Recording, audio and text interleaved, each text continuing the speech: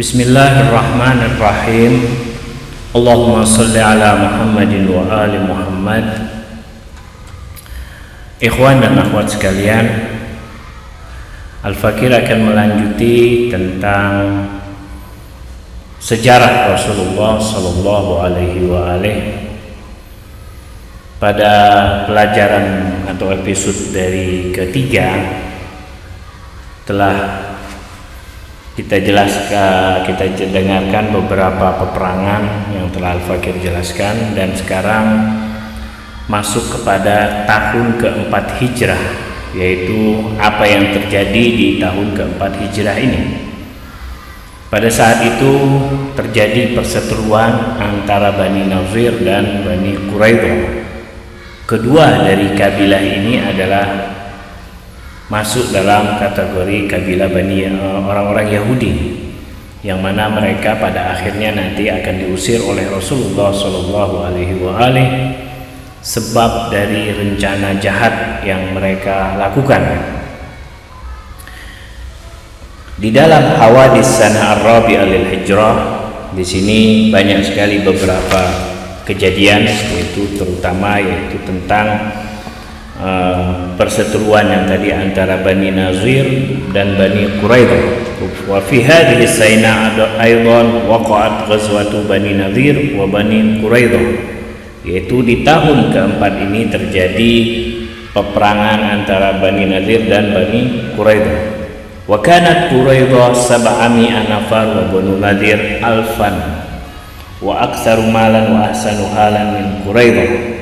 Dan Bani Quraidah ini memiliki 700 pasukan dan Bani Nadir 1000. Dan mereka, yaitu Bani Nadir ini, lebih dikenal orang-orangnya itu banyak bangsawan atau lebih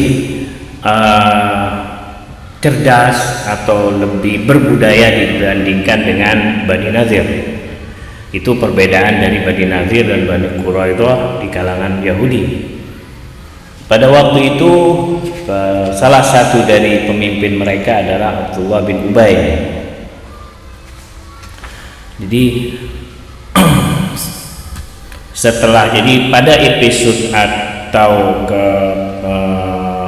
episode keempat ini, yaitu Al-Fakir masih membahas tentang pengkhianatan kabilah Yahudi dari Bani Nazir dan Quraidah serta diusirnya mereka dari tanah Arab.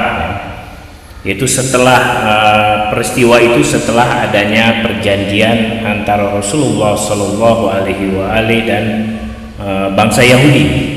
Dan mereka, memang bangsa Yahudi ini adalah terkenal dengan bangsa yang selalu berkhianat atau mengkhianati perjanjian-perjanjian yang telah disepakati, dan ini terjadi pada zaman sekarang sebagaimana sering terjadi perjanjian antara orang Yahudi atau Israel dengan Palestina, dan selalu yang mengkhianati adalah mereka, yaitu bangsa Yahudi. Itu sudah terjadi pada zaman Rasulullah, yaitu pengkhianatan yang dilakukan oleh bangsa Yahudi. Itu mereka mempersiapkan pasukannya, dan Rasul mempersiapkan pasukan yang tadi sekitar dari 1000 lebih pasukan, dan Rasulullah pun demikian mempersiapkan pasukannya yang dipimpin, atau Rasulullah memberikan bendera amanat kepada Imam Ali bin Abi Thalib. Nah, pada saat itu kaum muslimin mengepung kaum Yahudi di dalam, yang mana keberadaan mereka itu di dalam benteng, yaitu sekitar selama kurang lebih 15 hari, yaitu di dalam benteng mereka. Dan saat itu kaum Yahudi memiliki berbagai macam pohon korma, tumbuh-tumbuhan, ladang. Lalu Rasulullah SAW memerintahkan untuk memotong seluruh pohon korma. Seluruh pohon korma yang ada di ladang kaum Yahudi disuruh potong oleh Rasulullah SAW, kecuali satu jenis dari pohon korma yang tidak diperbolehkan oleh Rasulullah untuk dipotong, yaitu jenis korma itu adalah jenis korma ajwa, yaitu yang terkenal sampai sekarang korma ajwa. Sebenarnya korma ajwa ini kalau kita lihat tarikh adalah korma yang dimiliki dari asal muasalnya bangsa Yahudi. Lalu kaum Yahudi tidak bertahan lama atau tidak bisa bertahan karena kepungan yang dilakukan oleh Rasulullah dan pasukannya. Lalu mereka pun menyerah. Mereka menyerah dan mengharapkan keamanan dari Rasulullah, dan mereka juga ingin keluar dari tanah Arab. Yaitu Rasulullah SAW memberikan jaminan keamanan kepada mereka. Nah, tapi mereka ingin, kaum Yahudi ini ingin keluar dari benteng mereka dan ingin pergi dari tanah Arab pada saat itu dengan membawa harta mereka. Tapi Rasulullah SAW berkata, kalian boleh keluar dari tempat kalian, dari tanah kalian, tapi jangan membawa apapun. Yaitu mereka menolak, kaum Yahudi ini menolak, tidak mau keluar dengan membawa dengan tangan kosong.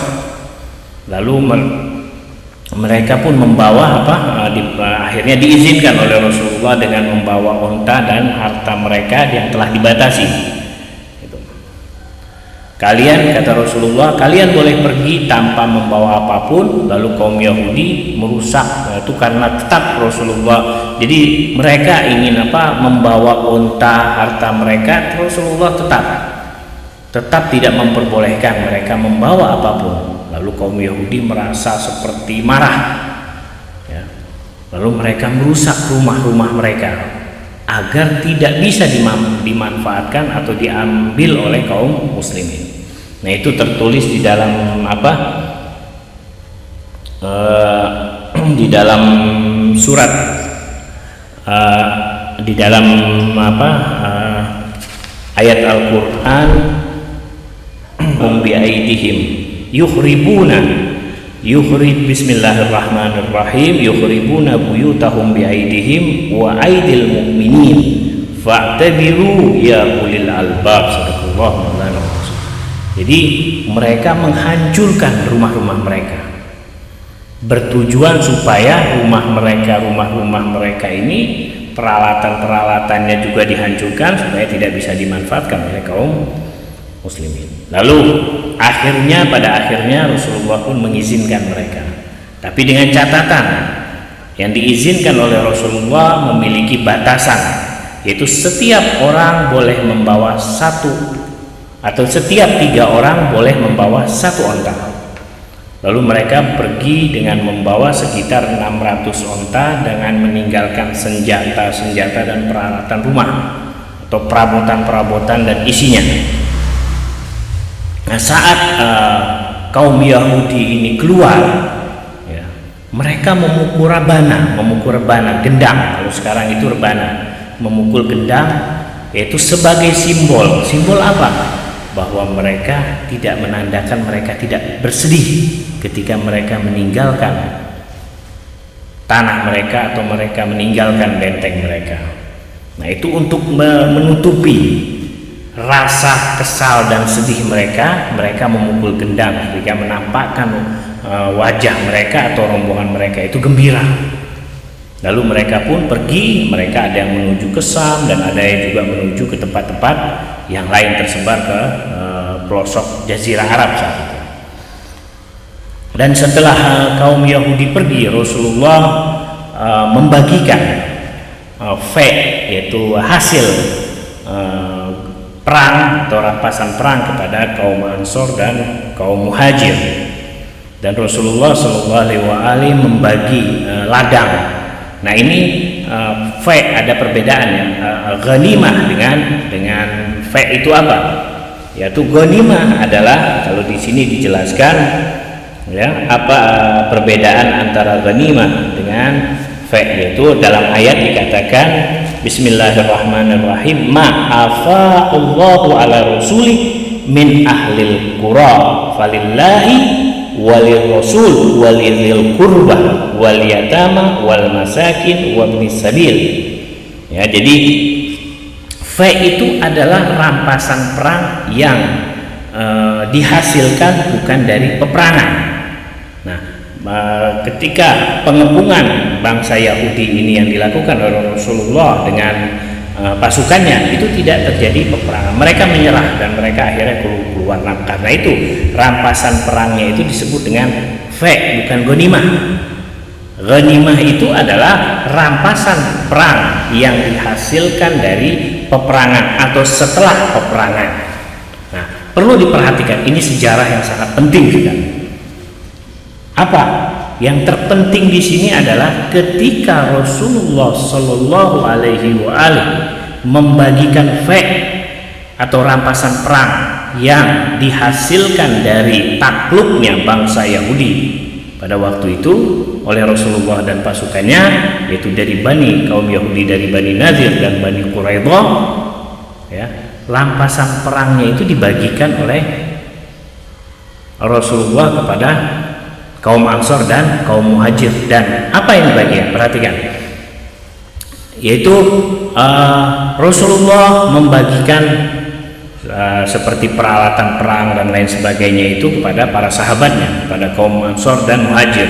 Dan Rasulullah di pembagian perang pada tahun keempat Hijrah ini yang dihasilkan dari rampasan dari kaum Yahudi Bani Nazir dan Bani Quraidah itu membagi ladang, tanah dan sungai yang mengalir di ladang itu kepada Imam Ali bin Abi Thalib. Dan semuanya ladang atau tanah dan sungai yang ada itu dijadikan wakaf untuk anak-anaknya Fatimah alaihissalam, Al-Hasan wal Husain dan lain-lain dan seterusnya dari keturunannya. Jadi Rasulullah menghususkan rampasan perang ini yang bukan dihasilkan dari setelah peperangan, tapi takluknya bangsa Yahudi kepada Rasulullah, dan rampasannya itu dibagikan untuk keluarga Rasulullah, yang mana sejarah nanti akan dijelaskan sejarah kemana larinya harta atau rampasan perang yang dibagikan Rasulullah untuk Imam Ali dan keluarganya kemana, yang mana sejarah mengatakan ada beberapa sahabat yang mengambil alih hak dari keluarga Rasulullah Shallallahu Alaihi Wasallam yang disebut dengan tanah Fadak. Ya. Nah, itu bisa ditelusuri sejarahnya, tapi di sini Al-Fakir tidak membahas lebar. Tapi asal muasal atau sejarah bahwa Rasulullah membagikan, Rasulullah bukan mewariskan harta. Rasulullah tidak mewariskan harta kepada keluarganya, tapi Rasulullah memberikan hak kepada Imam Ali dan keluarganya dari rampasan perang. Perhatikan, jadi jangan ada yang mengatakan bahwa Rasulullah mewariskan harta. Rasulullah tidak mewariskan harta, tapi Rasulullah membagikan rampasan perang yang dihasilkan dari takluknya bangsa Yahudi, yaitu Bani Quraidah dan Bani Nadir pada waktu itu. Itu. Jadi kalau ada yang mengatakan ini adalah Rasulullah tidak mewariskan harta, memang Rasulullah tidak mewariskan harta, tapi Rasulullah membagikan hak sebagaimana Rasulullah membagikan hak untuk kaum Muhajir dan Ansor. Rasulullah juga berhak membagikan untuk Imam Ali, yaitu keluarganya dan keturunannya. Apakah Rasulullah tidak mempunyai hak? Mempunyai hak. Setiap manusia mempunyai hak. Sebagaimana juga keluarga Rasulullah, yaitu Imam Ali, mempunyai hak untuk mendapatkan bagian dengan memberikan ladang, tanah, dan sungai milik Yahudi itu kepada Imam Ali dan keluarganya dan keturunannya. Yang mana setelah Rasulullah Shallallahu Alaihi Wasallam wafat, diambil oleh mereka yang mengatasnamakan sahabat dan mengatakan Rasulullah tidak pernah mewariskan. Salah besar. Rasulullah memang tidak mewariskan harta, tapi Rasulullah membagikan hak, dan hak itu akan ada hingga hari kiamat. Tidak boleh seseorang pun merampasnya dengan mengatasnamakan pendapat pribadi. Ikhwan dan akhwat sekalian, itu adalah dari beberapa peristiwa yang terjadi di tahun keempat Hijrah. Lalu apa yang terjadi di tahun kelima hijrah? Nah, di tahun kelima hijrah ini terjadi pernikahan Nabi Shallallahu Alaihi Wasallam dengan Zainab binti Jahash. Di tahun ini juga, yaitu tahun kelima, terjadi peperangan Bani Mustalik dan peperangan Khandaq, atau yang dikenal dengan perang Ahzab. Nah, Al-Fakir sedikit akan mengulang yang tadi ya, yang di sini sejarah tentang pembagian harta kepada kaum Muhajir, kaum Ansor, dan keluarga Nabi. 3 bagian: Ansor, Muhajir, dan Ahlul Bait Nabi. Hasil rampasan perang yang diberikan Rasulullah dari rampasan kaum Yahudi. Falamma ghanama Rasulullah sallallahu alaihi wasallam min Bani Nadir, jama'al Ansar. Rasulullah mengumpulkan kaumnya, karena Bani Nadir ini terkenal orang-orang bangsawan dan orang-orang yang kaya, banyak harta. Wa qala in ahbabtum qasamtu bainakum wa bainal muhajirin. Jika engkau ingin, suka, aku akan bagikan kepada kalian, yaitu kaum Ansor, yaitu Bani di antara kalian, yaitu kaum Ansor dan kaum Muhajir. Ma'afa'a alayya min Bani Nadir, apa yang telah aku dapatkan dari kaum Bani Nadir, yaitu kaum Yahudi. Wa kana al-muhajirun ala ma hum alaihi minas sukna fi masakinikum wa amwalikum. Kaum Muhajir mendapatkan rumah dan perabotan-perabotan, yaitu kaum Muhajir dan Ansor mendapatkan rumah-rumah dan perabotan berserta isinya yang diberikan oleh Rasulullah kepada mereka, dan harta, termasuk harta yang ditinggalkan oleh kaum Yahudi. Wa in ahbabtum a'taitum wa kharaju min dawrikum. Jika engkau setuju dan ridho, maka aku akan berikan kepada mereka pun. Qala Sa'ad bin Ubadah, ya Rasulullah, bal tuqassimu bainal muhajirin wa yakununa fi dawrina kama kanu wa nadatil ansar radina wa sallamna ya Rasulullah. Kaum Ansar mengatakan, kami ridho, kami terima wahai Rasulullah. Lalu Rasulullah mendoakan kaum Ansar, Allahumma arhamil Ansar wa bna'il Ansar wa bna'i abna'il Ansar. Rasulullah mendoakan, dari Allah, rahmatilah orang-orang Ansar, anak-anak Ansar, dan keturunan-keturunan dari kaum Ansar. Nah, lalu apa? Dilanjutkan. Faqassama sallallahu alaihi wa alihi ma'afa Allahu alaihi alal muhajirin dunal ansar illa rujainin kana muhtajinahuma. Jadi ada juga perbedaan yang diberikan dari kaum Muhajir, tidak diberikan kepada kaum Ansar, disebabkan ada beberapa orang yang benar-benar miskin, benar-benar tidak punya apa-apa, lalu Rasulullah memberikan lebih kepada mereka. Summa sallamal mazari wal abar. Summa, dengarkan ya, ini dalam sejarah tulis summa sallamal mazari wal abar wal anhar. Kemudian Rasulullah memberikan ladang-ladang, tanah-tanah, wal anhar, sungai-sungai kecil, irigasi, kalau bisa kita katakan irigasi, ila amiril mukminin Ali bin Abi Thalib alaihi salam, alladzi ja'alaha waqfan, ya, waqfan, yang mana Rasulullah memberikan, yaitu ladang, tanah, dan sungai itu kepada Amirul Mukminin, yang mana Nabi Muhammad menjadikan semuanya itu sebagai wakaf untuk siapa? Li auladi Fatimah, untuk anak-anak Fatimah. Li auladi Fatimah, untuk anak-anak Fatimah. Jadi sekali lagi bahwa Rasulullah benar memang tidak mewariskan harta. Benar, Rasulullah tidak mewariskan harta, tapi Rasulullah membagikan hak kepada keluarga Nabi, sebagaimana Rasulullah membagikan hak dari rampasan perang kepada kaum Muhajir dan Ansor. Keluarga Nabi pun dapat, sama-sama dalam satu barisan, sama-sama dalam satu pasukan Amirul Mukminin bersama Nabi, sebagaimana kaum Ansor dan Muhajir. Rasulullah tidak pernah membedakan satu sama lain. Semuanya mempunyai hak, dan apa yang dibagikan oleh Rasulullah merupakan ketetapan Allah Subhanahu wa Ta'ala. Tidak boleh satupun dari sahabat yang menolak. Tapi yang kita saksikan, kemana hak yang telah diberikan oleh Rasulullah untuk keluarganya, tanah-tanah, pohon-pohon dan sungai-sungai itu sampai sekarang tidak ada. Setelah Rasulullah wafat, dirampas oleh sebagian yang mengatasnamakan sahabat dengan berdalih Rasulullah tidak mewariskan.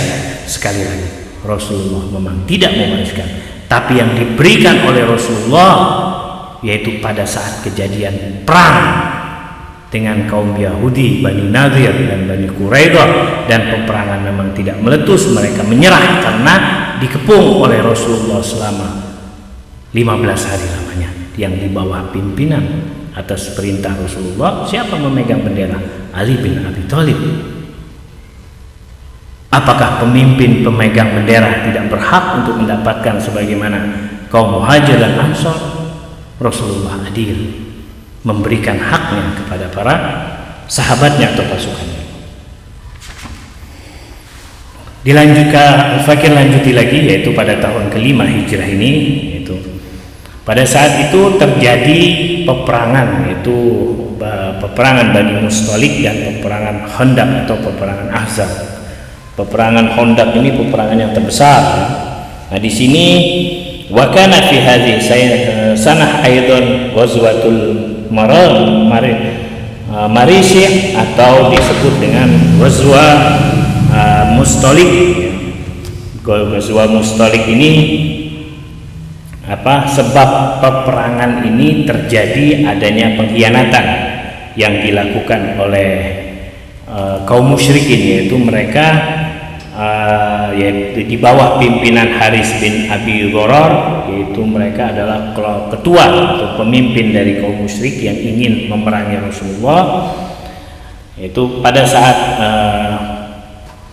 saat itu di malam hari Jibril singkat dari cerita peperangan Bani Mustalik ini, yaitu pengkhianatan yang dilakukan mereka itu dihabari oleh malaikat Jibril bahwa di sini ada makar, ada tipu daya yang dilakukan oleh jin atau makhluk jin kafir.